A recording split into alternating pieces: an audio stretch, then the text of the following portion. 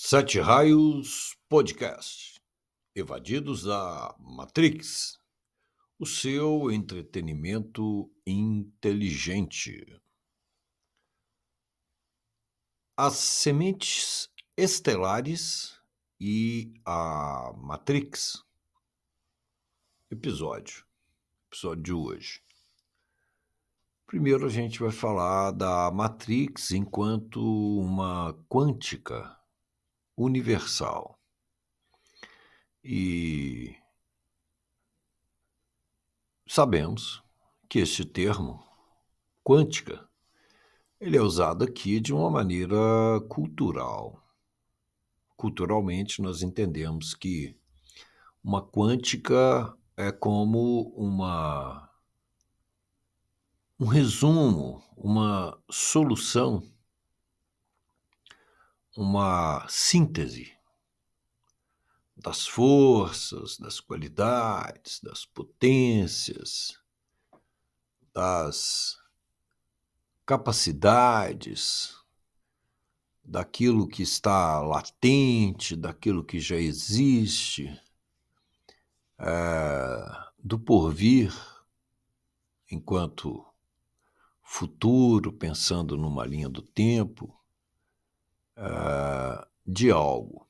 Então, neste caso, nós falamos de uma projeção como um grande espectro energeticamente estruturado, universalmente existente, e considerando o universo, o macromundo que nós percebemos, e chamamos então esse grande espectro, essa grande projeção, que os hindus chamaram de Maya, que nós temos como a nossa realidade esta que nós consideramos e precisamos considerar, mas chamamos em um genérico, em homenagem ao filme Matrix, de Matrix. Então, essa Matrix, onde estamos inseridos, ela não é só a nossa realidade presente, onde estamos percebendo com os nossos 5 sentidos as coisas essas que nós sabemos que são verdade, realidade, e ao mesmo tempo elas são uma tradução que a nossa condição faz de uma realidade que é de fato real. Então, ao real e ao que nós percebemos e como percebemos. Os hindus antigos, dentro do seu quadro de leitura, poderoso, era outra humanidade, né? Com o passar do tempo, há uma deterioração nos campos energéticos adjacentes. Isso vai refletir lá na frente, na própria natureza, no próprio comportamento, seja o comportamento energético humano, seja o comportamento social, civilizatório, de produção, de insumos, de resultados, de meios, de tecnologias e de degradação ambiental, mas, sobretudo, uma degradação das energias ambientais pela forma com que nós lidamos com a própria realidade, reduzindo, portanto, por parte deste campo que reflete tudo que nós fazemos, este campo matricial, né, de mãe, de matriz, um campo gerador que reflete, portanto, causando a degeneração dos resultados de reflexão deste campo, ao mesmo tempo que com o que nós chamamos de avanço da razão, né? Essa sobrepujança da razão. Teve um filósofo que falou alguma coisa nesse sentido. Essa estratégia que se teve de puxar as capacidades, a bagagem, a universalidade mental, os N atributos, né? Algumas tradições falam de 72, né? Memória, intuição, raciocínio, né? O tal raciocínio lógico, a tal razão, né? A imaginação, a percepção, a síntese criativa, a síntese de leitura, a leitura do sutil, né? A intuição nas suas várias formas. Chegam a 72 em algumas tradições, esses atributos, e há, num dado momento, essa puxada, né? Que no iluminismo então, depois lá aquela coisa do cisma, renascimento, iluminismo, e ali é formatado, então falou, não, o negócio é esse, vamos nessa, vamos publicar, vamos modificar a escola, né? Vamos reduzir as matérias aqui de 70, porque eram umas 70 coisas, que você falava ali um pouquinho de cada uma por uma criança e ela pensava ali, refletia, ela via algo, né, vegetal ali, a botânica, pá, despertava, ela lembrava do oxigênio, a questão da percepção, porque o oxigênio é matéria também, despertava. Ela tinha um raciocínio com relação à luz do sol, por exemplo, ia para um dos ramos da física, ela via um ser humano, ia para um ramo específico, né, das ciências humanas, onde estavam ali tudo isso aí, que são as humanas, uma matéria só, porque é tudo interligado. Então, tudo isso levava o aprendizando, o aluno, lá no Oriente, chamado no pesquisador esotérico também até hoje, de estudante, a uma capacidade integral, né, de holística, de perceber as coisas de uma maneira integrada como as coisas são. Então, quando a gente fala de uma quântica universal, a gente está falando nesse sentido, assim, de uma coisa que vai além de uma definição e até da própria definição cultural do termo. Porque a gente começaria a falar igual na língua alemã, assim, você juntar 20 palavras, fazer uma palavra para poder falar o que você quer falar. Enquanto que é possível que se obtenha uma linguagem afinada e imediata, como, por exemplo, o uso que a gente já faz do termo matrix para designar esse campo de dualidade, né? Em que se faz uma coisa, reflete outra, e independente do que se faça, há o reflexo contrário sendo produzido o tempo inteiro. Uma segunda coisa é o supramundo, enquanto multi-universo ou multiverso, que tem a sua origem em um núcleo num dado momento. Então há um ser, podemos chamá-lo de mente cósmica, a Matrix ainda não existe, ela vai surgir para um perfil de seres que têm um caminho que sofre uma modificação, então é ali que surge a Matrix como nós a vemos, como esse aquário, e nós estamos dentro do aquário, nós estamos ali navegando na água que nós não percebemos. Essa água é a energia, a estrutura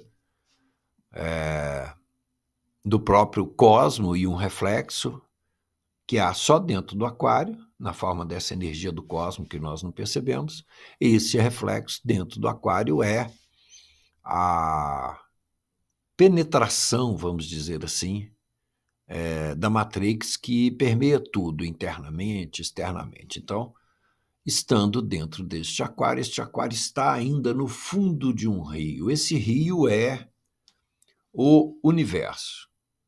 O universo enquanto mundo, cosmo, mundo são correlatos nesse caso, e também multiverso. Então, há outros universos, e eles são universos, tanto no sentido do que podemos perceber deste universo, quanto no sentido de que ele possui inúmeras outras possibilidades de matéria. Então, o que chamamos de solo, genérico para solo, na nossa cultura, é terra. Então, terra lá, por exemplo, nessa ideia que estamos colocando para fazer uma tradução da ideia maior que é multiverso, então se focalizarmos um outro mundo, um outro universo, e que lá tenha um planeta, um pequeno plano, observamos esse pequeno plano, e naquele pequeno plano nós vamos observar uma determinada matéria base ali para manifestação, para a construção de tudo que é material em cima dela, essa matéria base que aqui nós temos o genérico terra, e que conhecemos da forma diversa que conhecemos solo. Lá, se você observar uma partícula ou se você observar este elemento, ele vai ser completamente diferente, porque as coisas seriam estruturadas também de uma maneira diferente, e sobre esse terreno hipotético, nesse caso aqui que nós colocamos nesse momento, tudo também será estruturado de outra forma. Então, é multiverso no sentido de que é igual e diferente do nosso. Então, outra forma de construção com a mesma coisa.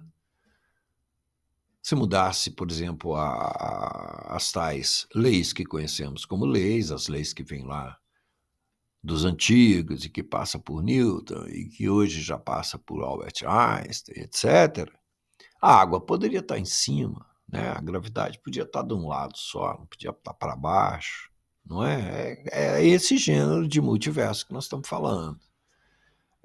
Diverso da nossa consciência, que tem um padrão, que tem um comprimento de onda, que alcança as coisas dentro de um limite, e que precisa saber que há muita coisa que não se alcança, e não se alcança com os elementos em que se baseiam, ou se baseiam as nossas ciências, né? E que os antigos alcançaram porque basearam a sua ciência em outra forma de ver, em outros elementos, em outras portas de leitura, outras janelas de observação e portas de leitura, podemos dizer assim. O terceiro item é o universo como mundo. O universo como mundo. Então, podemos chamar de mundo esse conjunto de características onde se manifesta a vida nas suas diversas formas, nas suas diversas qualidades, e evidentemente que nós estamos falando de uma manifestação integrada, não é? Nós sabemos que os micro-organismos são importantes para que nós existamos como um organismo maior. E a própria palavra organismo já sugere isso que nós somos, que é uma montagem, um grande, poderoso mosaico de seres, de órgãos, de funções integrado, e aí nós temos um ser que chamamos de ser humano, e que tem, mesmo ainda dentro da Matrix, mesmo tendo sofrido, como explico no vídeo anterior, um problema de percurso aí que pegou 500 bilhões de seres e que veio habitar esse conjunto de planetas do qual nós fazemos parte. Nós, a humanidade da Terra, que somos mais ou menos 80 bilhões de seres, muitos já evadiram, evidentemente. Esses seres, num dado momento, tiveram um problema, e este problema foi que gerou esse campo de recuperação, de aprisionamento, porque é uma condição, e de também possibilidade, ao longo de um período muito longo, de recuperação desses seres. Então, esses seres, quando falamos assim, Ele é um modelo que Platão chamou de microcosmo, que é uma cópia do cosmo, ou mundo, que é uma cópia do macrocosmo. Então, estamos falando do campo energético, lá, pegando os sólidos lá, a forma é uma esfera, e essa esfera eletromagnética ela tem também um centro, igual o universo, lá, o espaço dentro da mente cósmica. Tem um centro, não tem nada, tem só espaço, mas há um centro desse espaço, desse centro, de repente, começa a brotar os primeiros elementos, que serão a matéria, e brota a matéria, e brota a energia, e a energia fecunda é um termo imediato aqui, a matéria, e a matéria começa a ganhar suas formas, e as correntes energéticas, por sua vez, vão criar os caminhos, os sentidos e os elementos, e vão surgir os sóis, e vão surgir os planetas, e vai surgir a vida, tendo isso já, então, neste ponto, como um mundo, e essa vida ganha consciência, e essa consciência, num dado momento, ela dá continuidade a esse plano da mente cósmica em um campo, vamos dizer, reduzido, concentrado dessa inteligência cósmica, como é, por exemplo,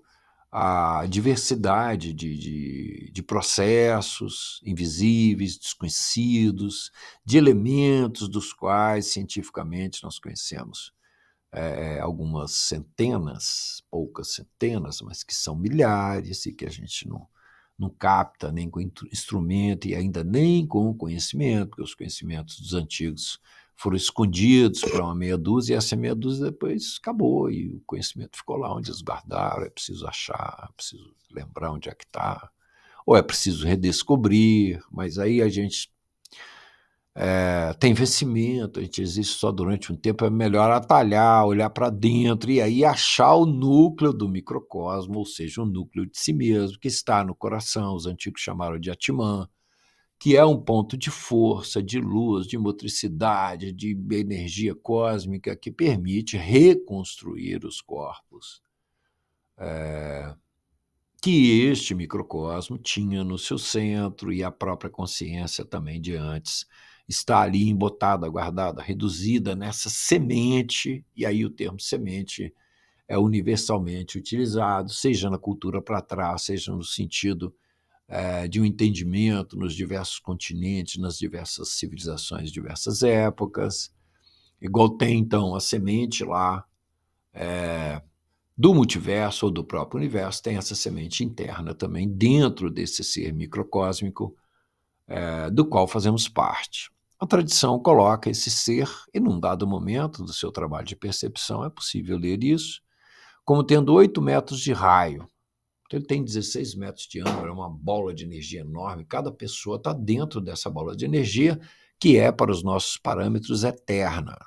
Essa bola possuía uma pessoa eterna no seu interior, que lidava então com essa matéria cósmica como um grande cientista ou um grande mago, quer queira, e esse grande mago dando continuidade então à obra do multiverso, do universo, e dentro de uma linha que vinha do centro dessas grandezas de força, de conhecimento, de inteligência, de amor, de pureza, de bondade, de integridade, de direção, e então modificando a matéria e permitindo a manifestação da beleza, um termo também que é um atalho, mas sim da beleza desse ser original, que nas suas 3 grandezas, macro-universo, universo e micro-universo, macrocosmo, cosmo e microcosmo, então esse ser que nessa escala gerou esse microcosmo e, num dado momento, com esse problema de percurso, descemos para dentro dessa matrix. Essa matrix foi um campo de socorro, então, criado ali com essa razão. Entrando no termo semente, nós focamos agora na ideia dessa centelha original que está onde está o nosso coração. E a partir desta centelha e da ideia de que ela está desperta em nós, por isso nós nos interessamos com isso, nós vamos para a ideia de um vínculo estelar. Esse vínculo estelar é o vínculo que nós, enquanto sementes estelares, temos com uma determinada estrela. Então, para entender que tipo de semente cósmica nós somos, e qualquer um de nós somos sementes cósmicas no sentido de que a semente é Atman, a semente é esse centro nuclear de força que está onde está o coração, e aí vamos considerar a força num sentido muito superior à força nuclear, com que os físicos quânticos e nucleares trabalham no sentido da matéria, que neste caso da composição do microcosmo, da composição do ser humano, é uma matéria especial ainda não alcançada, né, pelas nossas ciências. Então há primeiro um vínculo desse microcosmo com uma determinada estrela, com um determinado planeta. Sob esse ponto de vista, nós somos a humanidade da Terra. E aí, considerando uma comunidade de planetas, nós vamos atalhar e com certeza presumir, com certeza, que as outras humanidades estão também fazendo o seu trabalho e aprisionadas nos seus planetas. E com as suas tecnologias também procurando a evasão, procurando a aproximação e procurando fazer com que a permeabilidade da Matrix se rompa para grupos organizados para este fim, como é o caso dos grupos que, ao longo do tempo, como escolas específicas para isso, e aí vamos citar os grandes mestres, que criaram as suas escolas para essa evasão. Ao mesmo tempo que a Matrix ela é uma prisão, ela é também um campo de socorro. E ao mesmo tempo que ela é um campo de socorro, ela é uma porta, porque trata-se de solucionando o problema no nosso presente. A cada momento nós estarmos atentos em autoconhecimento do nosso funcionamento, e aí nós vamos achar aquelas famosas, entre aspas, brechas na Matrix, aqueles bugs da Matrix e coisas e N termos que a gente tem usado culturalmente para definir que a Matrix ela tem falhas. Ela tem falhas. A Matrix é só falha, porque ela surge de uma grande falha cósmica que nos acometeu. Nós lá, aquele grupo inicial de 500 bilhões de seres, e nós, esse grupo de 70, 80 bilhões de seres que nós, a humanidade da Terra, fazemos parte. Nós descobrimos que a Matrix ela é uma porta para fora da Matrix através do autoconhecimento que nos leva a olhar Atman, esse centro de beleza, de pureza, de amor, de força, de conhecimento, de sabedoria, informação, conhecimento, sabedoria, que nos leva à evasão. A evasão se dá por se banhar na força de Atman, na força desse centro de força que está onde está o coração, permitir que esse banho desperte o aparelho do coração, desperte o aparelho da cabeça, desperte o aparelho da pelve, e com esses 3 centros de consciência, esses 3 aparelhos afinados e em readequação, possamos então, irradiando essa força para dentro do microcosmo, banhar os corpos sutis, acordando-os. Tem a ver lá com os contos de fado, o negócio da maçã, e adormecido, e que acorda, e que beija o sapo, e vira príncipe, e que joga lá um cabelo, da janela, do castelo e o príncipe, e por aí vai. É isso que está nos contos e retratado de outra forma lá no caminho, no roteiro, nos percursos lá,